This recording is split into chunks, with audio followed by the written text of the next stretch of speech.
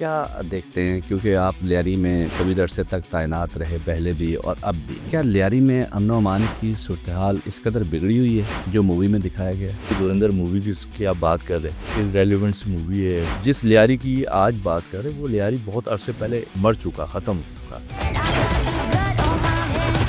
पहले ड्रग्स के जो है वो डांस होते थे वहाँ पर, खान डकैत वाले, उजैर वाले, बाबा लाडले वाले, जितने भी है साथ, इन्होंने अपने अपने अड्डे बनाए हुए थे और उन्होंने वो फैसिलिटी दी हुई थी कि आओ और यहाँ बैठ के आप यूज करो।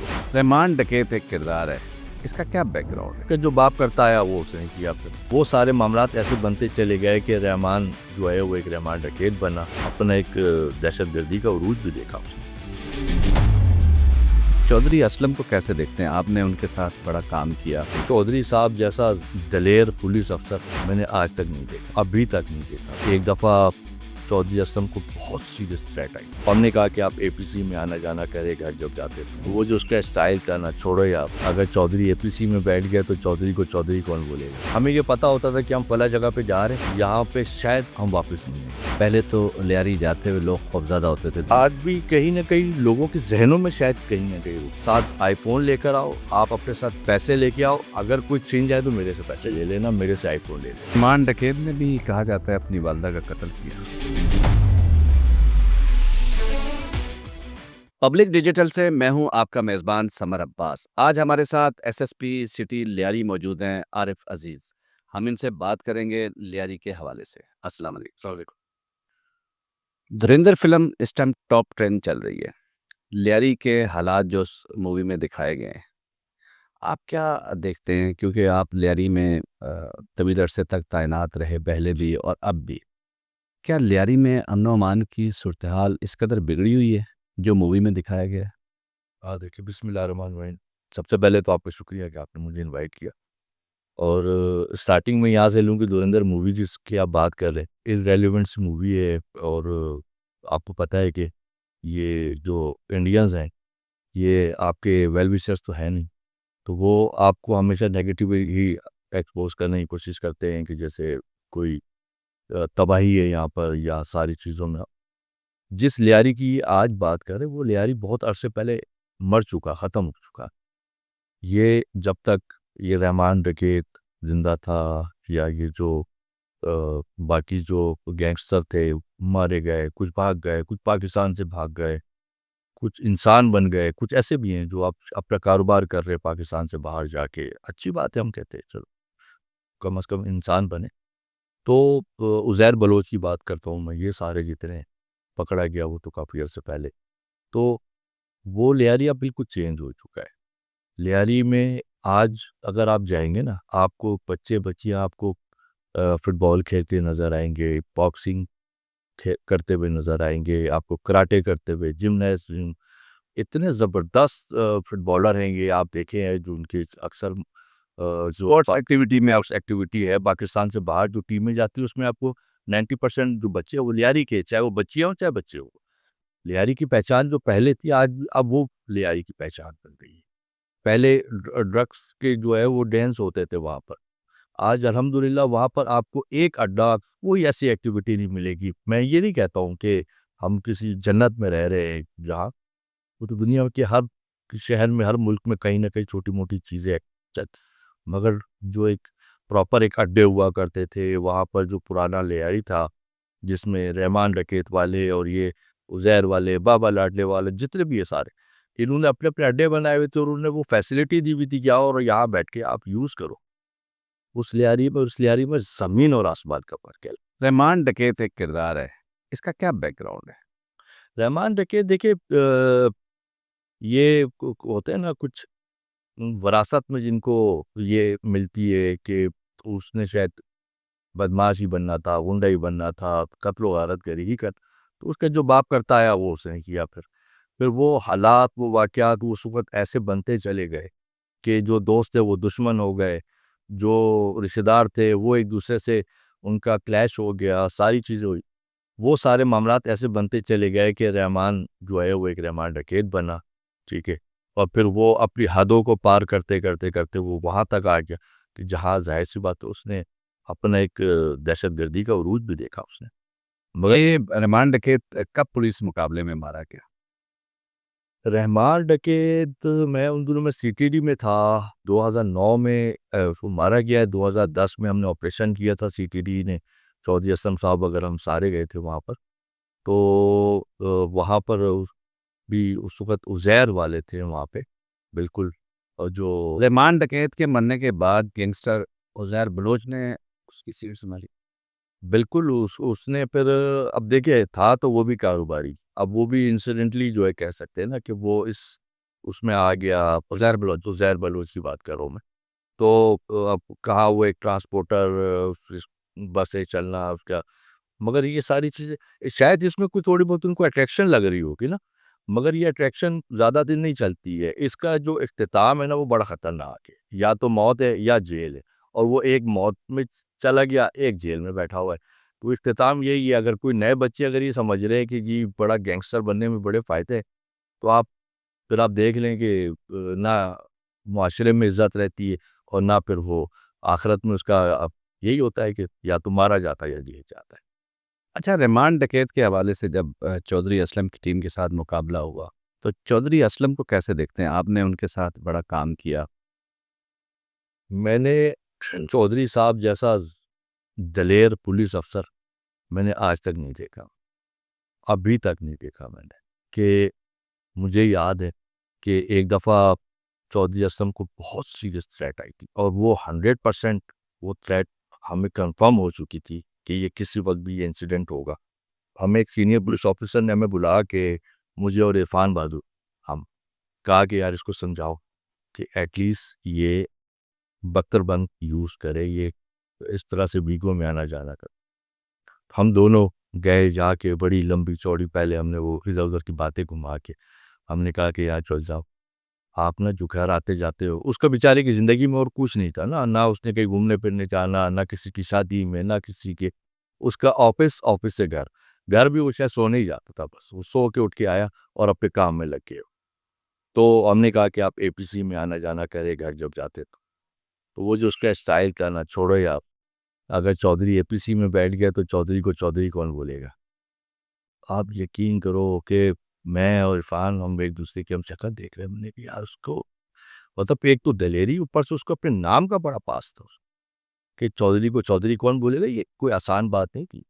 मतलब उसको नज़र आ रहा है कि मुझे कौन-कौन कॉल्स करके मुझे थ्रेट दे रहे, और ये आगे से उनसे लड़ रहा है कि मैं तुम्हें वो असर कर दूँगा जो तुम मेरा सोच रहे हो, और किया भी उसने।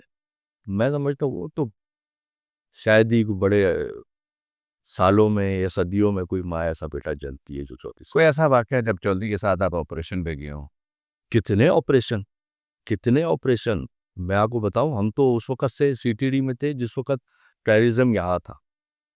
कौन-सी जमात थी जो उस वक़्त मतलब टेररिज़्म नहीं कर रही थी? टीटीपी थी, लियारी गैंग वॉर था, और जो सियासी कुछ जमातें थी, वो तब सब लगे हुए थे ना। और उस वक़्त तो हर वक़्त यही था कि जी सुसाइड, सुसाइड, सुसाइड। कितनी जैकेटें पकड़ना, कितने बॉम्ब, ग्रेनेड, क्लैशंस, हमारा तो रोज़ का यही काम था। मतलब हम, एक दफ़ा तो मैं तंग आ गया था। मैंने चौधरी असद साहब को मैंने कहा, सर मैं बहुत हो गई, अब मैं जा रहा हूँ वापस सीटीडी से। हँस के बोलते, क्यों? मैंने कहा यार हम पकड़-पकड़ के थक गए, ये ख़त्म ही नहीं होते। तो हँसने लगे। बोलते अभी तो बहुत सारे पकड़ने हैं यार, अभी तो इनको जब तक हम पकड़-पकड़ के इनको मार ख़त्म नहीं करेंगे, जेलों में नहीं डालेंगे, ये मरेंगे नहीं, हम हमें नहीं जीने देंगे, हमारे बच्चों को जीने नहीं देंगे। उसकी सोच सिर्फ़ ये नहीं थी कि मेरे बच्चे मेरा घर, उसकी सोच थी कि सबके बच्चे सबका घर, सबकी ज़िंदगी, सबके मामलात। होता था यार ये हम लोगों को किसी को जीने नहीं देंगे अगर ये इस तरह से बनते चले। और सिर्फ़ एक नहीं, टीटीपी ले ले, लियारी गैंग वॉर ले ले, मतलब उस आदमी को वाक़ई में उसको जुर्म से नफ़रत थी उस। तो वो मैं अक्सर उसको कहता था कि यार जोई साहब आप किताब लिखना ज़रूर। तो हँसता था, बोला यार क्यों मरवाओगे मतलब उसने बहैसियत इंसान कैसा देखा आपने उसको? ज़ालिम देखा या नरम देखा या मोहब्बत करने वाला? किस तरीके से आपने उसको देखा? इंतहाई मासूम, इतना मासूम कि बाद औक़ात मैं ये सोचता था यार ये आदमी चौधरी असलम है, ये अंदर से उतना ही मासूम। अगर आपके पास टाइम हो तो मैं आपको 2 छोटे-छोटे से एक वाक़या, मेरा एक दोस्त था उसका एक मसला हुआ था। कोई इसको कराची में था, गुंडा बदमाश बना हुआ था वो, कारोबारी लिहाज से उनको तंग कर रहा था। तो उसने कहा, मेरे चाचा हैं, उनको तंग कर रहे हैं। उसके चाचा को बात करते करते रोना आ गया कि ये मुझे तंग कर रहा है। आप सोच सकते हैं उसके साथ इनके भी आंसू निकल गए थे।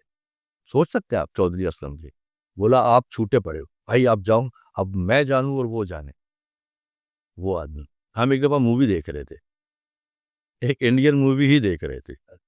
इंडियन मूवी का शौक था उनको। शाहरुख खान की मूवी तक तो था, मुझे भी और उनको भी। तो उसमें एक अजीब सी एक मूवी थी कि एक दोस्त ने दूसरे दोस्त को, बचपन से बड़े हुए मगर जवान होके वो पहचानता नहीं और वो बड़ा आदमी बन जाता। उस पे वो मूवी चल रही है। अब चौधरी साहब जज्बाती हुए हुए, वो और मैं देख रहे सीटीडी के ऑफिस में बैठे हुए, हम रात लेट नाइट बैठे हुए।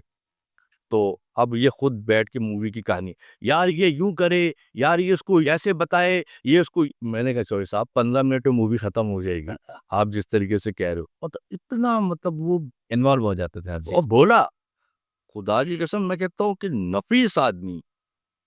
क्या बच बाज औकात मैं आपको बताता हूँ, हमें ये पता होता था कि हम फला जगह पे जा रहे हैं, यहाँ पे शायद हम वापस नहीं आएंगे।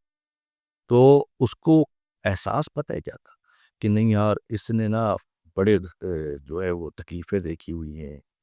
तो मुझे कहता था, भाई जी आप वापस चले जाओ। मैं कहता था, मैं वापस तो नहीं जाऊंगा, मैं तो साथ जाऊंगा। भाई कोई नहीं है, अपना वहां जाएंगे, पता नहीं क्या होगा। ये तो मैंने, तो आप भी तो जा रहे हो, तो मैं आपके साथ थी। पता है क्या बोलता था, यार हम नहीं होंगे, कोई तो देखने वाला होगा, हम सारे चले जाएंगे, हमें पीछे कोई नहीं देखेगा। तो मैंने कहा, नहीं जाऊंगा तो साथ जाऊंगा, और मैं जबरदस्ती साथ जाता था। जो दिलेरी की इंतहा है ना। बिल्कुल आरिफ भाई, आपके वालिद अजीज़ुर रहमान एसपी शहीद, आप भी शहीद के बेटे हैं, इरफान बहादुर भी शहीद के बेटे हैं। और ज़ाहिर है आपने चौधरी असलम के साथ काम किया इस मुल्क के लिए, और इस कौम के लिए आपने बेइंतहा कुर्बानियाँ दी। आपके दो भाई भी शहीद हैं। तो पुलिस महकमा 1998 में जब आपने ज्वाइन किया, आज लगभग आपको 26 साल, 25-26 साल हो गए। कैसा देखा आपने इस महकमे को? बहुत उतार चढ़ा, बहुत उतार चढ़ा। कभी अपने आप को यहाँ देखा और कभी अपने आप को जमीन पे गिरते देखा, कभी यहाँ देखा, कभी जमीन पे गिरते देखा। ये 25-26 साल जो है ना, ये ऐसे गुजरे। कभी ऐसे देखा कि जब भाइयों की शहादत हो गई, तो उससे पहले जमीन पे थे। जब शहादत हो गई तो सब कुछ हो गया, ये भी कर दो, ये भी कर दो, ये भी दे दो, वो भी दे दो, ये भी करना है, वो भी करना है। और थोड़े टाइम के बाद फिर वही चीज़ छीन ली गई, जैसे कि कभी मतलब थी नहीं। जब वालिद साहब रिटायर हो गए, सिक्योरिटी वगैरह वाला? सिक्योरिटी वगैरह सब चली गई। एक आदमी है, उसने इतना लड़ा, सब कुछ किया, और दहशतगर्दों को पकड़ा, सब कुछ किया, तो उसको तो थ्रेट है, उसको तो दे दो यार। सब खाली ज़ीरो कर दिया, ज़ीरो किया। आप पे वही जुम्मे की नमाज़ पढ़ने के लिए गए, उनको शहीद कर दिया। और वो बार बार कहते रहे कि मुझे नुकसान देंगे, मुझे नुकसान देंगे। अच्छा, नमाज पढ़ के जब निकले तो उस वक्त तो दहशतगर्दों ने टारगेट अब किया? थे, रोज़े से थे। तो बहुत दफ़ा देखा कि ज़िंदगी में जो है वो खुशियाँ अब तो खैर अब मायने नहीं रखती। बस जी, माँ बाप हमेशा उनकी कमी जो है ना महसूस होती है। वालिद तो वालिद होता है, बिल्कुल इसमें। और मैं तो ये सोचता था मैं फिर कि यार ये बूढ़े हो जाएंगे, तो इंतकाल हो जाएगा, तो मैं ज़िंदा कैसे रहूँगा, समझे ना। मगर कहते हैं ना कि जाने वाले के साथ कोई मर नहीं जाता, ये अल्लाह का कानून है। मैं लियारी के हवाले से बात करूँगा। आप लियारी में तवील अरसे से तैनात भी रहे। लियारी की जराइम के मामलात भी आपने देखे, कई क्राइम स्टोरीज़ आपने देखी होंगी। अ, ये बताइएगा, कोई ऐसा वाक़या जो आपने देखा हो, ऐसा केस जो आपने हल किया हो, जो मुश्किल हुआ हो, आपको परेशानी हुई? देखिए, लियारी में तकरीबन 4 साल से जिस लियारी को हम इतना डिस्कस करते हैं, जिस लियारी को पर मूवीज़ बन रही हैं, मैंने आपको स्टार्टिंग में कहा ना कि लियारी वो लियारी नहीं। डिस्ट्रिक्ट सिटी तकरीबन 4 साल हो गए। मैं ये नहीं कहता हूँ कि मैंने कर दिया आके, मगर मेरे से पहले से भी 2 साल पहले lowest crime district in Karachi, ये डिस्ट्रिक्ट सिटी जो है, जिसके अंदर लियारी भी है, जिसके अंदर गार्डन एरिया भी है, जिसके अंदर आपका पूरा बिजनेस हब है, आपका कारा दर, मीठा दर, चैम्बर, स्टॉक एक्सचेंज, ये सारी चीज़ें आपके पास, फिर भी सबसे लोएस्ट क्राइम है डिस्ट्रिक्ट सिटी में। मुझे मिला था अल्हम्दुलिल्लाह, मैं बिल्कुल इससे मैं ये नहीं कहता हूँ कि मैंने आके ऐसे कर दिया। कंटिन्यूटी मुझे मिला था, मैं उसको लेके चला, फिर मेरा एक टेन्योर रीशफलिंग होती है जो इलेक्शन में मैं चला गया, एसएसपी इंटेलिजेंस चला गया था स्पेशल ब्रांच। उसके बाद इलेक्शन के बाद दोबारा यहाँ आ गया और अल्हम्दुलिल्लाह अभी आई थिंक 20 महीने तो शायद हो गए होंगे, 19-20 महीने हो गए हों। अल्हम्दुलिल्लाह स्टिल लोएस्ट क्राइम। लियारी के लोग कैसे हैं? लियारी के ओवरऑल लोगों का रवैया कैसा है? अगर कोई मेहमान आ जाए, पहले तो लियारी जाते हुए लोग खौफ़ज़दा होते थे। 2010 में अगर किसी को लियारी का नाम दे देंगे, लियारी चलना है, तो वो वैसे ही खौफ़ से बोलता था, नहीं भाई, लियारी मैंने नहीं जाना। आज भी कहीं न कहीं लोगों के ज़हनों में शायद कहीं न कहीं रुका हुआ है। मेरे से अब भी अक्सर पूछते हैं, यार मिलना है, मैं कहता हूँ आ जाओ लियारी में ऑफ़िस, यार कहीं और मिल लेते हैं। मैं कहता हूँ यार आप आओ, और आप कसम से मैं सीरियस कह रहा हूँ कि आप आओ, आप अपने साथ आईफ़ोन लेकर आओ, आप अपने साथ पैसे लेके आओ, अगर कोई छीन जाए तो मेरे से पैसे ले लेना, मेरे से आईफ़ोन ले लेना। तो मैं आखिर ऐसे तो नहीं कह रहा हूँ ना मैं इतने सालों से बैठा हुआ हूँ, मैं देख रहा हूँ कि लियारी के लोगों की अगर आप बात करें, इतना मतलब प्यार करने वाले, इतने मोहब्बत करने वाले और सच्चे पाकिस्तानी, मैं आपको सच बात बताऊँ, कुछ लोग हैं जो उनको डिस्टर्ब करने की कोशिश करते हैं चीज़ों में, मगर मैं नहीं समझता कि अब ये दोबारा से उस लियारी को बनता देखना चाहते हैं, ये जो उन्होंने देख लिया। जो हम बचपन में 1-2 दफ़ा इत्तेफ़ाक के जो लियारी जाना हुआ, वो लियारी आज है। प्यार, मोहब्बत और वो डाडे और वो स्टाइल उनके बिल्कुल। तो मैं अक्सर क्योंकि इनके बच्चों के फुटबॉल मैचेज़ होते हैं, मैं लाज़मी उसमें जाता हूँ मैं। कभी उनके कराटे होते हैं, कभी बॉक्सिंग होती है, मैं जाता हूँ, उनसे मिलता हूँ जाके। तो मैं उनको कहता हूँ यार मुझे वो पुराना वाला लियारी जो है ना, वही सारी चीज़ें चाहिए। और बिलावल साहब जो क्योंकि ओन करते हैं लियारी को, बीवी मोहतरमा शहीद जो है वो ओन करती थी लियारी को। तो उनकी प्रायोरिटी में भी यही होता है कि यार इधर कोई प्रॉब्लम्स आ रही हो। अभी रिसेंटली वहाँ पर उन्होंने काफ़ी काम शुरू कराया बारिश के बाद वहाँ पर। तो लोगों को जो चीज़ें हैं, कुछ इलेक्ट्रिसिटी की वहाँ पे प्रॉब्लम है, तो वो जेन्युइन कुछ चीज़ें ऐसी हैं जो कि शायद बहुत हाई लेवल पे हो सकती हों कि अरबों रुपए का बिल चढ़ गया जैसे लियारी का, मगर उस पे भी कहीं न कहीं बातचीत होती रहती है कि इलेक्ट्रिक से कोई हम डिस्कस करके इनको सेटल करा दें जो लोड शेडिंग की वजह से। तो मैं समझता हूँ कि और थोड़ा-सा इम्पोर्टेंस अगर हम इसी तरीके से देते गए ना लियारी को, कि आज वो रात को आप लेट न मैं आपको बाकी एक बात कट करके आपको बताता हूँ कि 2 साल मैंने रमज़ान यहाँ पर देखे, 2000 चौ 24 का भी और 2025 का। तो वहाँ पर जो मार्केट है ना, अ, जो लियारी के अंदर, उसने पूरे कराची में सबसे ज़्यादा बिज़नेस किया है 2 साल से। वो कहते हैं तारीख़ में आज तक ऐसा कभी नहीं हुआ कि सबसे ज़्यादा ये इनके अपने बिज़नेस कम्युनिटी ने एक बहुत बड़ा प्रोग्राम किया था, उसमें उन्होंने पुलिस को शील्ड और अवार्ड्स वगैरह एप्रिसिएशन और सारी चीज़ें, उसमें हमारी सारे सीनियर जो ऑफ़िसर्स थे, एडिशनल साहब, डीआईजी साहिबान, सारे एसएसपीज़ को बुलाया, एसएचओज़ को बुलाया। उसमें उन्होंने अपने खुद ये बताया कि इस वक़्त जो सबसे ज़्यादा कराची में अगर किसी ने रिकॉर्ड बिज़नेस किया है, वो लियारी का है। तो वो लियारी तो मतलब मैं खुद जाता था रात को, सर ही सर नज़र आ रहे, लोग ही लोग। लोगों की तो ख्वाहिश यही है ना कि अब हम कारोबारी बन जाएँ, हम अगर खिलाड़ी हैं तो हम खिलाड़ी बन जाएँ हम, मतलब इस तरह की चीज़ें वहाँ पर। बहुत चेंज है लियारी। पाकिस्तान बनने से पहले ये लियारी जो है वो बिल्कुल समंदर। समंदर था, आबाद था, मच्छर कॉलोनी सी साइड थी। लेकिन लियारी समंदर था या ये आबाद था? झटपट मार्केट का आपने नाम सुना होगा। मैं जब लियारी जा गया फर्स्ट टाइम और मैंने जब सारी चीज़ें देखी तो मैंने कहा ये झटपट मार्केट क्या है? तो उन्होंने जिधर हम खड़े हुए थे, मार्केट थी वो झटपट, तो मैंने उनसे जब पूछा तो उन्होंने बताया कि जिस जगह पे आप खड़े यहाँ तक समंदर था, ठीक है? और दूर-दूर से जो है वो कश्तियाँ आती थी सामान लेके, और कोई सुबह के 4-5 बजे वो कश्तियाँ आती थी। पूरे कराची के जो लोग थे, जो सिंध के जो लोग थे, वो वहाँ आते थे और सामान, माल खरीदते थे उनसे। तो वो कहते थे कि वहाँ अभी कश्ती आई नहीं और माल बिक गया, झटपट बिक गया। तो इस वजह से उस जगह का नाम पड़ गया झटपट। जब और वो अभी तक झटपट मार्केट चल रही है। लियारी के ऐसे कौन से इलाके हैं जो पाकिस्तान बनने से पहले के हैं? ये सारे लियारी तो पाकिस्तान बनने से पहले की है ना। वहाँ पे आप जो देखिए आप डिस्ट्रिक्ट सिटी में अगर आप चले जाए तो 1845 की बिल्डिंग बनी हुई है। वहाँ पे जो कुछ स्कूल है वो तक 1845 के बने हुए हैं। तो खारादार, मिठादार। बल्कि एग्जैक्टली हमारा जो गार्डन था ना, इस 31 दिसंबर को उसको 100 साल पूरे हो जाएंगे उसको। उसकी हमने कहा है कि हम उसकी बर्थडे करेंगे तो 100 साल पूरे हो जाएंगे उसको। और माशाल्लाह आज भी उसको मेंटेन किया उसको अल्हम्दुलिल्लाह। बल्कि हमने और कोशिश की कि उसको और हम नेचुरली जो उसकी ब्यूटिफिकेशन है उसको हम करें। तारीखी इमारतें भी लियारी का बहुत हुस्न। मिलेंगी आपकी, ये जो निपेर का इलाका है आप वहाँ चले।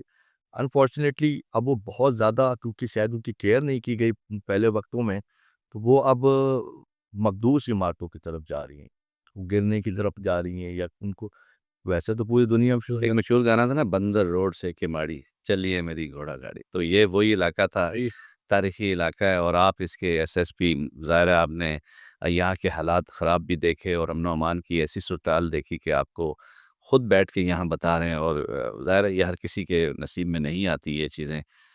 बिल्कुल। अच्छा, लियारी में एक मर्डर होता है 4 ख़वातीन का, अचानक इत्तला आती है। वो बिल्कुल मुझे याद है कि वो हम 24 घंटे के अब जागे हुए थे किसी और मैटर में ही, तो मैं सो रहा था, कुछ 4 साढ़े 4 बजे का टाइम था, मुझे कॉल आती है एसएचओ की कि एक घर में 4 मर्डर हो गया। कैसे हो गए? क्या हो गया? और है भी सारी ख़वातीन। अब वही उठा, तैयार हुआ, वहाँ जाके पहुँचा, मैं जाके देखा, तो होश उड़ गया बिल्कुल। 2 बच्चियाँ, मतलब जवान बच्चियाँ, एक छोटी बच्ची, एक बुज़ुर्ग ख़ातून थी, वो उनकी डेड बॉडी पड़ी हुई है एक ही फ्लैट में। तो वहाँ जाके हमने सारी चीज़ों को चेक किया कि अब हमें ये लगा कि कोई बाहर से आया है, तो कहाँ से आया है? हर चीज़ जो हमारा एक तरीक़ाकार होता है इन्वेस्टिगेशन का। करते-करते जब हम उनके बच्चों के बारे में मैंने पूछा, मैंने कहा आपके कितने बच्चे? उसका जो बच्चों का जो उस घर का जो सरबराह था उनका वालिद, उन्होंने कहा मेरे 2 बेटे हैं। तो मैंने कहा अब बच्चे कहाँ हैं आपके? एक बच्चा खड़ा हुआ था। मैंने कहा दूसरा कहाँ है? बोले वो पता नहीं कहाँ है अभी। तो मैंने उनको कहा कि उसको बुलवाओ किधर है, उसको कॉल करो उसको। अब वो कॉल्स कभी कट कर दे, कभी उठाए, कभी कट कर दे। उस वक़्त तक मुझे उस पे शक नहीं हुआ था कि कोई भी अपने घर में कोई ऐसी वारदात कर सकता है। तो वो आया तो उसने यहाँ से भी बटन अपनी जो थी वो बंद की हुई थी, स्लीव्स भी बार-बार वो ऐसे करता था, बात करते-करते। तो मुझे ऐसा फ़ील हुआ कि जैसे ये बार-बार कुछ छुपा रहा है, तो मैंने उसको कहा कि अपनी ये स्लीव्स जो है इसको ऊपर करो उसको। तो उसने कहा नहीं ये बंद है सारी चीज़। जब हमने उसको ये खोला ना, उसके यहाँ पे निशान थे। ये कैसे आए निशान? बड़ा शार्प लड़का हुआ, हालाँकि इतनी एज नहीं थी उसकी। बोला वो जब मैंने देखा मुझे पता चला कि मेरे माँ का, मेरी बहन का, भाभी का और भांजी का जो है वो मर्डर हो गया। तो मैंने जज़्बात में आके मैंने शीशे, गाड़ी का जो शीशा होता है उस पे हाथ मारा था, तो वो शीशा जो टूटा तो वो सारी चीज़ें। मगर उसकी नज़रें जो थी ना वो हमें समझ गया। तो मैंने कहा अच्छा मुझे उस गाड़ी के पास लेके चल, जिस गाड़ी पे तुमने हाथ मारा था। तो वो आप आया-बाया-शाया करने लगा सारी चीज़ें। मैंने कहा यार इसको तो बिठा लो, इसको तो लेके चले। जब उसको लेके गए, तो उसने इतनी सुथरी स्टोरी सुनाना शुरू करी। बोला बिल्कुल ये हुआ है और मेरे पापा ने मारा है। मैंने, क्यों? बोला बस वो पापा की और मम्मा की लड़ाई रहती थी, ये था, वो था। और वो पापा ने जब ये जो मेरे जो निशान है, ये पापा ने मेरी मुझे भी मारने की कोशिश की, तो वो जो मैंने रोका ना, तो उन्होंने ये साजिश। पहले हम हर चीज़ को समझते हैं ना जब, तो फिर आपको शौक तो होते हैं हम कि यार ये जो स्टोरी सुना रहा है कि अब्बा ने ये किया, ये किया। तो हमने फिर उसके फादर को इंटेरोगेट करना शुरू किया। हमें ये समझ में आ गया था कि ये बाप सच बोल रहे हैं, वो झूठ बोल रहे हैं। फिर उसको हमने फिर काफ़ी देर हमने फिर उसको इंटेरोगेट करते फिर जाके वो ब्रेक हुआ। ब्रेक हुआ तो उसने ये बताया कि जी मैं जहाँ पर शादी करना चाहता था, उसके घरवालों की जो वो थी एक डिमांड कि जी हम तुमसे शादी तो कर देंगे बच्ची की, मगर घर इसके नाम पे करो। अब वो घर उसकी मदर के नाम पे था।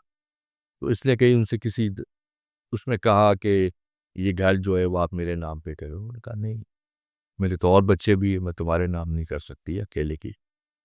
तो और उसको शायद मोहब्बत का और शादी का जो जुनून था वो बड़ा चढ़ा हुआ था कि उसने ये तक नहीं सोचा कि मैं ये बेवकूफ़ी कर रहा हूँ तो क्या होगा और क्या नहीं। उसने फिर घर जाके, हालाँकि वो उनके साथ रहता भी नहीं था वो बागी टाइप बच्चा था ना उनका, कहीं और रहता था, ससुराल में ज़्यादातर रहता था। तो उसने फिर बहाने से घर आया और घर आके कुछ घंटे बैठा रहा और एक-एक करके एक कमरे में एक बॉडी, एक कमरे में एक बॉडी, छोटी बच्ची जो थी उसकी जो थी वो याद नहीं सके चारों एक साथ उसे कैसे कत्ल कर, तो कैसे ससुर चारों एक साथ उसने कैसे कत्ल घर का बच्चा अगर होगा तो एक नॉर्मल सी बात है कि वो इस कमरे में भी जा रहा है, इस कमरे में भी। तो जैसे उसकी जो एक बहन थी, वो उसने बताया कि वो कमरे में बैठी हुई थी। वहाँ से गया और इतना बड़ा उससे वो छुरा जो था वो उसने बाकायदा नेपियर के एक मार्केट से खरीदा था और उसको उसने फिर वो छुरा तेज़ करने वाले जो होते हैं, उससे तेज़ करवाया उसने। क्या वो तबाही होती होगी कि आप उसको तेज़ कराएँ तो वो गाय के तक वो ऐसा उड़ा देती, तो इंसान तो बिल्कुल नाज़ुक और फिर ख़वातीन, बच्चियाँ तो मोम जैसे होते हैं बच्चे तो। पहले उसने अपनी बहन का मर्डर किया और बिल्कुल ऐसा उसने इतना तेज़ आला था कि वो कुछ नहीं निकल सकता था उनकी। फिर उसने अपनी भाभी का मर्डर किया और भाजी का मुझे बताता था कि वो सहन में थी, मैंने कहा पानी लेके आ जाओ या पानी लेने जा रही थी, वहाँ किया। और जो सबसे ज़्यादा तकलीफ़देह बात थी जो मुझे लगी, वो ये थी कि कहता है कि मेरी जो अम्मी है वो आई थिंक टीवी लॉन्च में जो है वो सफाई कर रही थी। तो कहता है कि मैं ऐसे क्योंकि नाराज़गी चल रही थी ना इसकी घर में, तो कहता है मैंने ऐसे घर जाके ना पीछे से ऐसे माँ को कह के गले लगाया। तो बोला मेरी माँ जो है वो भी ऐसे जैसे बच्चे से प्यार के उसमें जो पीछे हो जाती है। कहता वो माँ मेरी वैसे ही हुई। तो कहता इस हाथ से तो मैंने छुरा पकड़ा हुआ ही था। बोला वो फिर मैंने मगर हमें पढ़ाया भी जाता है ना जब हम ट्रेनिंग करते हैं तो कि अगर कोई छुरी से कोई वार करता है, तो वो इतना मतलब वो होता है कि अपने भी ज़ख्म आते हैं उसमें, चीज़ें ना। तो उसको वो करते-करते में जो चीज़ें क्योंकि तेज़ बहुत थी वो छुरी, तो उसको खुद को भी निशान आए फिर उससे। इंसान बिल्कुल। का भी ख्याल नहीं आया। और वो हमने फिर विदिन 24 आवर्स जो है वो उसको हमने डिटेक्ट किया था और भी बहुत सारे ऐसे रहमान डकैत ने भी कहा जाता है अपनी वालदा का कत्ल किया। बिल्कुल यही बताते हैं कि इसका जो पहला कत्ल बल्कि जो उसने ज़िंदगी का पहला कत्ल किया, सारी चीज़ें कुछ उन्होंने ये मैनेज ज़रूर किया कि कुछ ख़वातीन को कहा कि मीडिया के सामने आके उसकी तारीफ़ें करो, बहुत अच्छा था, हमारे घर चलाता था, ये स क्या अच्छा था, क्या घर चलाता था? पूरे कराची का आपने हाल देखा है, मैंने देखा है, अपनी आँखों से देखा है सारी चीज़ें। चार फैसल पे मेरा घर था। मैं गार्डन में सीटीडी में जब मैं जाता था या जब हम रात को आते थे, कराची में एक गाड़ी बाहर नहीं निकलती थी। रात को 10:30-11 बजे का बता रहा हूँ मैं। कभी-कभार हम मैं दोस्तों के साथ जाते थे शारा फैसल पे क्योंकि बता रहा हूँ घर था और सीव्यू जाते थे। शारा फैसल से सीव्यू तक जो है मुश्किल से 2-3 गाड़ियाँ और वो भी एक-दूसरे को स्टीयरिंग करते थे कि पता ये कौन है? वो देखता था ये कौन है? वो टाइम था। तो और इन्हीं लोगों ने जो है वो आप देख ले रहमान डकैत कोई टारगेट करता था किसी को अपने दुश्मनों को या मासूम लोगों का भी कत्लेआम उसने किया? बहुत मासूम लोगों के कत्ल आप किए। ये जो बिज़नेस कम्युनिटी है उनके वो और ये भी टारगेटेड नहीं होता था रैंडम के एक बंदा है गाड़ी में जा रहा है, मरे से मरा 20 लाख रुपए तो देगा, 25 लाख तो देगा और वहाँ से उठा के ले जाते थे और वो पता नहीं बताते हैं कि कोई तरियाक कोई एक ड्रग होती थी, वो बड़ा-सा उसका कोई पाइप सा बना हुआ होता था। वो तो हमने जब लियारी ऑपरेशन किया, तो हमने जब उनके अड्डों को मसमार किया सारी चीज़ों को, तो हम तो खुद हैरान रह गए थे। वो पता नहीं एक ऐसा बिल्कुल तरियाक का कोई पाइप सा बना हुआ था, बड़े खूबसूरत बने हुए होते थे और बताते थे कि इसके अंदर वो तरियाक डाल के वो पीते थे और वो जब तरियाक का कहते थे जब कश लगाते थे, तो फिर वो इंसान नहीं रहते थे, वो जानवर हो जाते थे। फिर उसको ये फ़र्क नहीं पड़ता कि वो किसी को कत्ल कर रहा है, किसी को मार रहा है, क्या कर रहा है, वो जानवर है वो तो। बड़े-बड़े गैंगस्टर मारे गए, बाबा लाडला था, रेंजर्स के मुकाबले में मारा गया। पुलिस थी मेरे ख़्याल में उस टाइम डॉक्टर समीउल्लाह शायद एसएसपी थे, मुझे याद है उस टाइम पे। इसके अलावा जो बड़े-बड़े गैंगस्टर थे, उनका भी अंजाम खतरनाक ही हुआ है। सबका ना इनकी मौत तो आपको पता है कि इनकी मौत तो फिर इबरतनाक ही होती है। ऐसा तो आपने किसी को नहीं देखा होगा कि उसने कई लोगों की लाशें गिराई हों और वो खुद की बड़ी अच्छी कोई ज़िंदगी गुज़ार रहा हो। हमने तो सामने देखा है मकाफ़ात अमल के वो खुद और उसकी अपनी औलादें, वो ख़ानदान उनके सब ज़लील हो जाते हैं। बिल्कुल जी, आज लियारी के जो नौजवान हैं वो एक अच्छी राह पर गामज़न हैं, स्पोर्ट्स में अपना नाम बना रहे हैं। लियारी का नाम जो है दुनिया में रोशन कर रहे हैं, पाकिस्तान का नाम दुनिया में रोशन कर रहे हैं। और लियारी की दर हकीकत यही पहचान थी कि लियारी जो है वो स्पोर्ट्स के मतवालों का लियारी था। और आज भी लियारी में जो स्पोर्ट्स के मतवाले हैं, जो स्पोर्ट्स के खिलाड़ी हैं, फुटबॉलर हैं, बॉक्सर हैं, वो आज दुनिया भर में जो है अपना नाम बना रहे हैं, मुल्क का नाम रोशन कर रहे हैं। हमारे साथ एसएसपी आरिफ अज़ीज़ मौजूद थे, इनका बहुत शुक्रिया। एक नए मेहमान के साथ फिर हाज़िर होऊँगा, समर अब्बास को इजाज़त दीजिए। अल्लाह हाफ़िज़।